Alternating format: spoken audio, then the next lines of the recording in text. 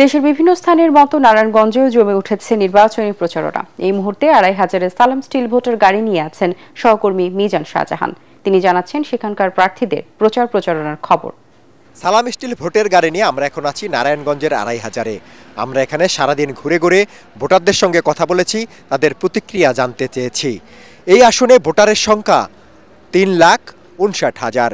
এই ভোটাররাই সিদ্ধান্ত নেবেন কে হবেন আগামী দিনের তাদের জনপ্রতিনিধি।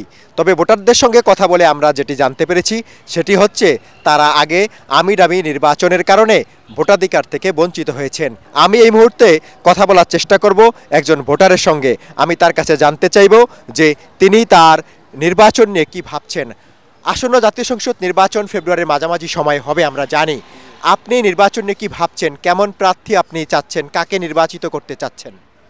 আমরা তো দেশের মঙ্গল কামনাই করতেছি। আমরা আশা করতেছি যে আমরা একটা সুষ্ঠু নির্বাচন চাবো, আর এই সুষ্ঠু নির্বাচন দ্বারা আমাদের মনোনীত প্রার্থীকে আমরা নির্বাচিত করব এবং এটার দ্বারা আমরা ভবিষ্যৎ আমাদের যাচাই বাছাই করে নিয়ে যাব এই আশা। ধন্যবাদ। ভূমিকম্প সহনীয় মোস্ট ডিউরেবল দেশের প্রথম থার্মেক্স রড সালাম স্টিল। সালাম স্টিল বোঝে ডিউরেবিলিটি। সালাম স্টিল মোস্ট ডিউরেবল স্টিল।